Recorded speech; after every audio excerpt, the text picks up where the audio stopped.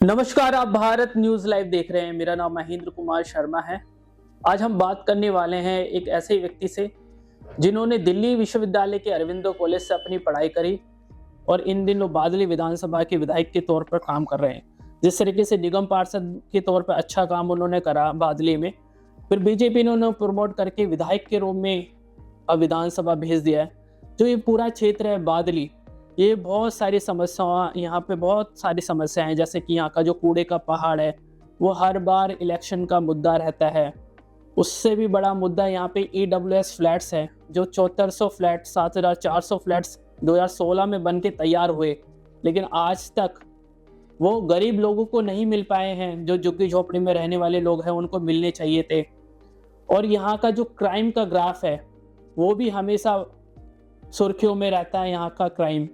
और जो धार्मिक मतभेद है, धार्मिक तनाव वाले इशू है, वो भी बादली जहांगीरपुरी जैसे इलाकों में आम बात है।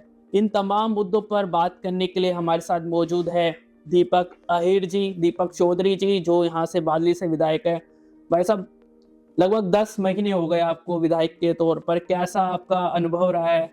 जनता से कितना आपको प्यार मिल रहा है? और प्यार तो आपको मिला, आप विधायक बने, अब समर्थन कितना मिल रहा है मुद्दों को सुलझाने में? बहुत बहुत धन्यवाद शर्मा जी। पहले मैं बताना चाहूंगा कि मैं डूसू में प्रेसिडेंट नहीं, जॉइंट सेक्रेटरी रहा हूँ। डूसू का इलेक्शन मैंने जीता था जी। और 10 महीने का हम कार्यकाल की बात करें तो आप लोग भी देख रहे होंगे कि पहली सरकारों की तुलना में रेखा गुप्ता जी की सरकार, जो कि माननीय नरेंद्र मोदी जी के आशीर्वाद से 10 महीने पहले बनी, उसमें कितनी बार, लगभग 4 से 5 बार हमारे मुख्यमंत्री जी ने हमारी विधानसभा में आई हैं। कूड़े के पहाड़ को लेके हो या EWS फ्लैट को लेके हो, और तमाम मुद्दों पर वो गंभीरता से लेती हैं। चाहे वो पानी का मुद्दा हो, चाहे वो रोड ट्रैफिक जाम का मुद्दा हो, चाहे वो सुरक्षा का मुद्दा हो, तमाम चीजों पर हमारी सरकार लगातार 10 महीने से लगातार जो है निरंतर काम कर रही है।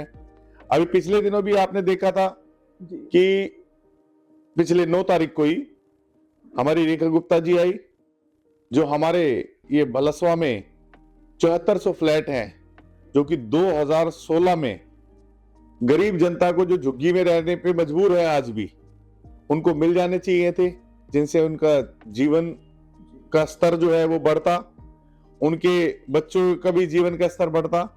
लेकिन एक नाकार सरकार ने उसको जर्जर हालत में होने पर मजबूर कर दिया। वहां पे कोई भी फैमिली नहीं पहुंच पाई। हमारी रेखा गुप्ता जी आई, उन्होंने सारा मुआयना किया। तमाम आला अधिकारियों को निर्देश दिए गए कि वहां पे चाहे ई-रिक्शा चार्जिंग स्टेशन हो, चाहे कम्युनिटी सेंटर हो, चाहे आरोग्य मंदिर हो, चाहे आपका पार्क की सुविधा है, तमाम जो एक अच्छी सोसाइटी में सुविधाएं मिलती हैं, वो हमारे झुग्गी वासियों को भी उसी तर्ज पर, उसी लेवल पर जो है वहां पे सुविधाएं मिलेंगी। सर, जैसे कि हमने आपका एफिडेविट देखा था, उसमें एक बात सामने आई थी कि आपके ऊपर एक भी केस नहीं है जी। राजनीति में नेताओं पे बहुत केसेस होते हैं और वो कहते हैं कि हमने जनता के लिए ये सारे मुकदमे लड़े हैं, ये सारे केस झेले हैं। साफ छवि आपकी, लेकिन आपके इलाके की छवि साफ नहीं है। यहाँ क्रिमिनल एक्टिविटीज बहुत है। देखिए, मैं हमारे क्षेत्र का दुर्भाग्य था कि यहाँ पे ऐसे सरकार का राज रहा जिन्होंने घुसपैठियों को बढ़ावा दिया, जिन्होंने क्रिमिनल को बढ़ावा दिया, जिससे हमारी पूरी विधानसभा, मैं तो कहता हूं, ऑन हाईवे हम है, आउटर नंबर 1 हाईवे हमारी विधानसभा के बीच में है, आउटर रिंग रोड हमारी विधानसभा के बीच में है, लेकिन फिर भी ये विधानसभा सब दिल्ली की सबसे पिछड़ी विधानसभा में गिनी जाती है। उसका कारण है जो पिछली सरकारें गई। मैं सिर्फ आप लोगों को एक ही, आपके चैनल के माध्यम से एक ही बात कहना चाहूंगा कि मैं भगवान से ये दुआ करता हूं कि मैं इतनी कोशिश करके, मेहनत करके, कम से कम जो टॉप की विधानसभाएं हैं, जो सुंदर विधानसभाएं हैं या जाम मुक्त विधानसभाएं, उसमें अपनी विधानसभा को लेके आ पाऊं। क्योंकि क्राइम की बात करें तो हमारे यहाँ जैसे अभी SIR का मुद्दा चल रहा है, तो कई जो है बहुत राजनीतिक जो दल हैं वो परेशान हैं, क्योंकि उन्होंने वोट कि उनके वोटों पर वो जीतते थे। उनके जो उन्हें हमारे देश की जनता पे विश्वास नहीं था, वो घुसपैठियों के दम पे जो है वो चुनाव जीतने का दम रखते थे। लेकिन जब से हमारे माननीय गृह मंत्री जी ने, अमित शाह जी ने SIR का मुद्दा जब सदन के पटल पर रखा, तो आपने देखा होगा कि कितने दल जो हैं वो पार्लियामेंट छोड़कर भाग रहे हैं। वही घुसपैठिए जो हैं, क्योंकि हमारी विधानसभा में जहांगीरपुरी है, बलसवा लैंडफिल साइट है, और इसके आसपास जो हैं वो बहुत तादाद में रह रहे हैं, जिसकी वजह से क्राइम भी है। मैं DCP साहब से मिला, मैंने साफ शब्दों में उन्हें आपत्ति जो है अपनी दर्ज कराई है कि जी यहाँ पे किसी भी तरीके का, चाहे वो किसी भी दल का हो या किसी मजहब का हो, अगर कोई क्राइम करता है उस पर सख्त से सख्त कार्रवाई करे, कि जो आदमी क्राइम करने से डरे और जो क्रिमिनल्स हैं उनकी रूह कांप जाए कि अब बादली विधानसभा वो विधानसभा नहीं रही है जो जिस तरीके से पहले फलते फूलते थे। सर, आप बादली से जीते, लेकिन एक लंबे अरसे बाद बादली के लोगों ने भाजपा पर और आप पे विश्वास जताया। पहले यहाँ कांग्रेस जीती, फिर आम आदमी पार्टी लगातार जीतती रही, फिर आप जीते। आपकी जीत को आप किस तरीके से देखते हैं? क्या आपने निगम पार्षद के रूप में काम करे उसकी वजह से आप जीते, या नरेंद्र मोदी का करिश्मा है उसकी वजह से आप जीते, या भाजपा की जो पॉलिसीज है उसके बिहाफ पर आप जीते? देखिए, जैसे महाभारत जब चल रही थी, तो उस समय जब हमारे बर्बरीक जी से पूछा गया कि तुमने युद्ध में क्या देखा, तो उन्होंने कहा कि भाई हमने तो है जो है पूरे युद्ध में श्री कृष्ण जी का चक्र चलते हुए देखा है। तो इसी तरीके से पूरे भारतवर्ष में मोदी जी का चक्र चल रहा है, जिससे हमारी भाजपा की जीत में बहुत बड़ा योगदान रहता है। और हमारी जो जनता है, वो जनता का प्यार जो मेरे को हमेशा मिला, एक मेरी धर्मपत्नी का चुनाव था और 3 चुनाव मैंने जीते हैं, तो लगभग हमने 4 चुनाव जीते हैं। और जनता ने भरपूर आशीर्वाद दिया, और सिर्फ जनता जनार्दन है, उनसे ऊपर कोई नहीं है, और जनता का विश्वास हमारे पे कायम रहे, उसी के तर्ज पर हम काम भी कर रहे हैं। लगभग आपको 10 महीने विधायक के तौर पर हो गए हैं। दिल्ली सरकार जैसे ही सत्ता में आई, बड़े बड़े काम आप लोगों ने करना शुरू कर दिए हैं। जो EWS फ्लैट्स की बात मैं आपसे शुरू में कर रहा था, जो 7,400 फ्लैट्स है वो कब तक लोगों को मिल जाएंगे? क्योंकि बहुत सारे जर्जर हो गए, क्या उनके लिए दोबारा नया टेंडर होगा? कैसे वो ठीक होंगे? कब तक लोगों को मिले? उस दिन हमने जो है, हमारे आला जितने अधिकारी थे हमारे दिल्ली सरकार के, वो तमाम थे, और उसे दिन निर्देश दिए हैं। अभी उसका सारी चीजें तैयार की जा रही हैं, क्योंकि उसमें कई जगह ऐसा आया था कि वो फ्लैट्स की जो डिजाइनिंग है, हमने कहा कि ये छोटा है, और इस जगह को अगर हम गेट को थोड़ा आगे शिफ्ट कर लें, फॉर एग्जांपल कह रहे हैं, तो जो हमारे जो जनता वहां पे रहेगी उसको बेनिफिट मिलेगा। तो उसके लिए भी निर्देश दिए गए हैं। अभी ये अधिकारी ही तय करके बता पाएंगे कि अभी कितनी जल्दी, क्योंकि तुरंत जल्दी से जल्दी हमें ये फ्लैट उपलब्ध कराने हैं झुग्गी वासियों को। तो अभी मैं समय तो आज आपको मैं नहीं बता पाऊंगा, क्योंकि अभी इसका रोड मैप तैयार करके और हम इसको जल्द से जल्द जनता को देने वाले हैं। सर, 10 महीने से आप काम कर रहे हो, बहुत सारी समस्याएं हैं यहाँ इलाके में। कौन कौन सी समस्याओं को आपने लगभग कवर कर लिया है और उन पे काम चल रहा है, और कौन से बड़े चैलेंज आपको दिख रहे हैं कि आप उन पे आगे काम करने वाले हो? देखिए, सबसे पहले तो हमारे पास में, मैंने जब चुनाव लड़ रहा था तो मैंने कहा था कि जाम मुक्त बादली, क्राइम मुक्त बादली और सुंदर बादली का सपना हमने देखा है। तो इस पूरे वाक्य में हमारी पूरी विधानसभा का विवरण हो जाता है कि मेरी सोच क्या है। और मैं आपको बताता हूं कि जो कूड़े का पहाड़ है, अगले 1 साल के अंदर अंदर हम लगभग इसे खत्म कर देंगे। जो कि सपनों से हमारे बादली वासी सोच रहे, बादली विधानसभा के सारे वासी सोच रहे थे कि ये कूड़े का पहाड़ कब खत्म होगा। अगले 1 साल के अंदर अंदर लगभग हम इसे खत्म कर देंगे। और मैंने अभी हमारी रेखा गुप्ता जी से बात की, हमारे सांसद साहब से बात की, योगेंद्र चंदोलिया से, हर्ष मल्होत्रा से बात की कि किस तरीके से हम DPR तैयार करें। उस पर भी काम चल रहा है कि हम जाम मुक्त बादली, लगभग जहाँ रोड का चौड़ीकरण है, जैसे मैंने अभी पुश्ते की रोड की बात करी, हमारे साथ नाले के साथ में डबल रोड की बात कर रहे हैं, या हम कोई फ्लाईओवर की बात कर रहे हैं ट्रांसपोर्ट नगर के लिए, या बाईपास चौक के जो जाम की बात है, या गुजर चौक पे जो हम झील के किनारे हमारा एक रास्ता निकलना है उस पे है, तमाम सब चीजों पे मेरी अधिकारियों से बात चल रही है और मैं अपनी बादली विधानसभा की जनता को ये सुनिश्चित करता हूं कि जो मैंने वादा चुनाव के दौरान किया था कि जाम मुक्त बादली, क्राइम मुक्त बादली और सुंदर बादली बनेगी, वो पूरा करके दिखाऊंगा आप लोगों के आशीर्वाद से। सर, आपके इलाके में खबरें आती रहती है कि यहाँ बांग्लादेशी लोग रहते हैं, रोहिंग्या मुस्लिम्स रहते हैं, उसको लेकर आपने क्या कदम उठाए हुए हैं? क्या कुछ लोगों को आपने आइडेंटिफाई करा है या फिर सारी ये चीजें अफवाही है, ऐसा है? नहीं, बहुत हद तक जो है मैंने बोला भी है और अभी जब SIR जब से शुरू हो जाएगी दिल्ली में, तब आपने देखना जैसे अब बांग्लादेश बॉर्डर पे भीड़ लगी हुई है वापसी जाने वालों की, इसी तरीके से दिल्ली से भी जो पलायन होगा वो आपको बहुत जल्दी देखने को मिलेगा। सर, दिल्ली सरकार के बारे में कहा जा रहा है कि मकान दुकान तोड़ रहे हैं गरीब लोगों के, लेकिन हमने देखा है सैनिक फार्म में भी कल बुलडोजर चल रहे हैं, तो ये कार्रवाई को कैसे देखते हैं अतिक्रमण के खिलाफ? देखिए, दिल्ली अनप्लान्ड तरीके से जो पिछली सरकारें थी उन्होंने बसा दिए।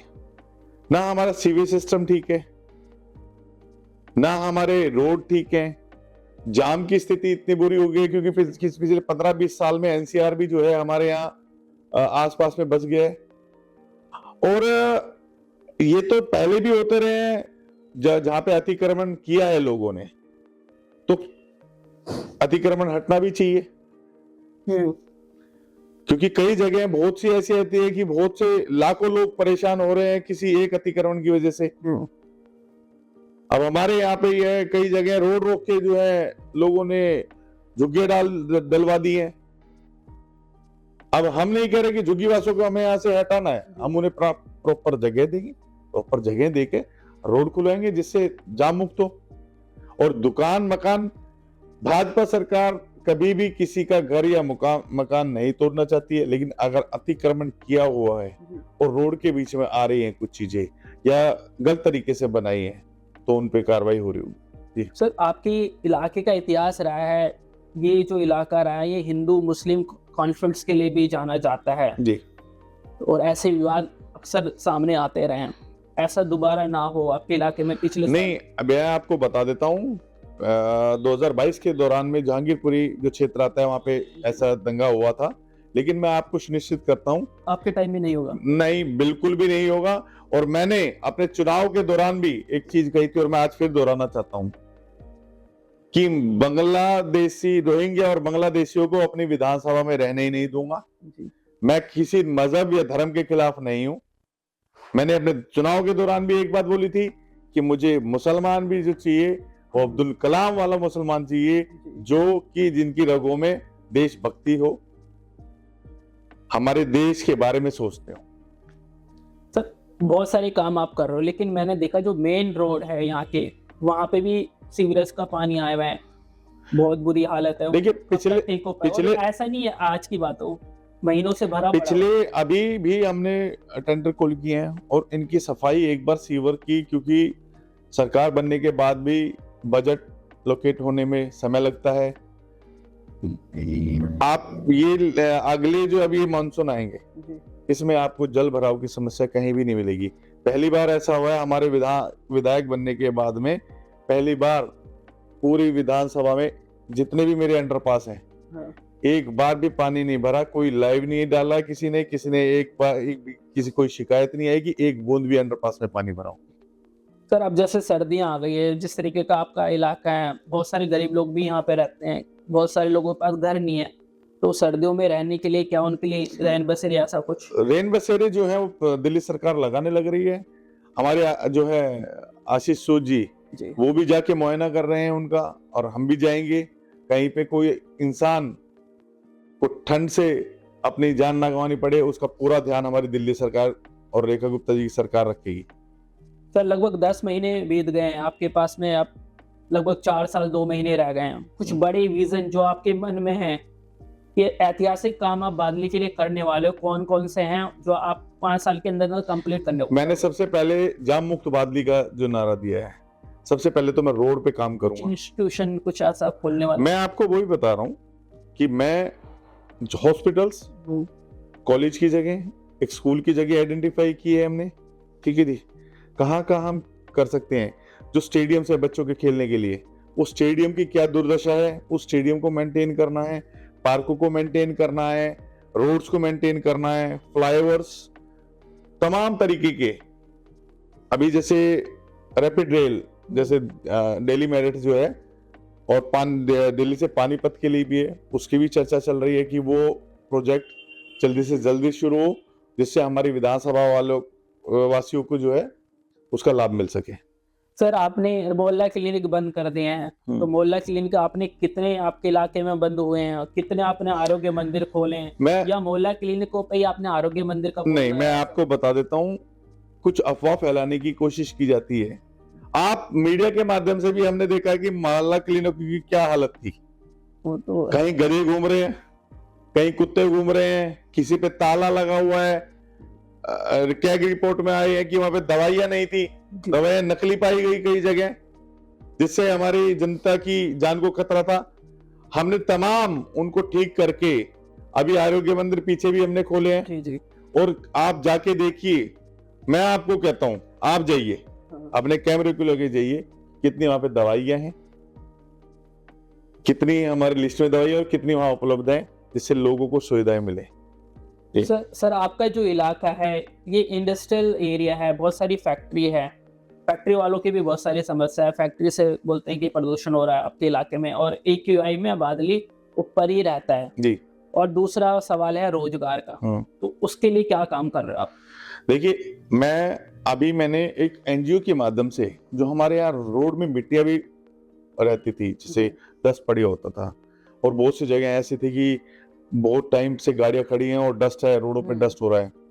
तो अभी आप जाइए, मैं आपको फोटो प्रोवाइड करा दूंगा बिफोर एंड आफ्टर की, ठीक है, किस तरीके से हम रोड साफ करा रहे हैं।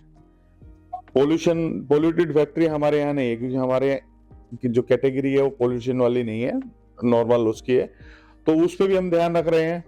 और मैंने अभी जो हमारे जितने भी ये संस्थाएं हैं, जो इनकी इंडस्ट्रियल एरिया वाली संस्थाएं हैं, उनसे मैंने बात की और बात करके उनकी समस्याएं सुनी है कि उनको क्या दिक्कत है।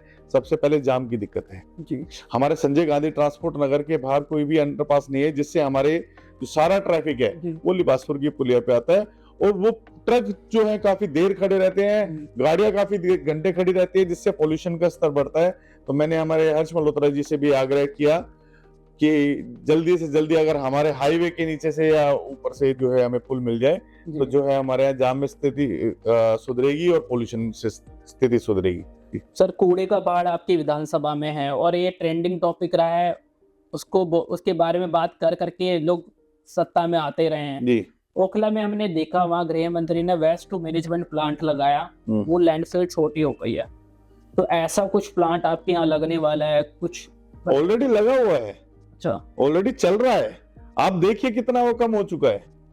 आप एक बात बताइए, हमारे 10 महीने की सरकार में रेखा गुप्ता जी, हमारे खट्टर जी, हमारे आशीष सूद जी, हमारे सिरसा जी, हमारे योगेंद्र चंदोलिया जी, मैं कितने हमारे जो है नेता हैं, बड़े नेता हैं, केंद्र के नेता हैं, मंत्री हैं हमारे, सब तो आके देख के जा रहे हैं। हर महीने विजिट हो रही है कि कितना खत्म हो गया है, क्योंकि मोदी जी का निर्देश है कि दिल्ली को कूड़ा मुक्त करना है, हमें कूड़ा खत्म करना है, पोल्यूशन मुक्त करना है।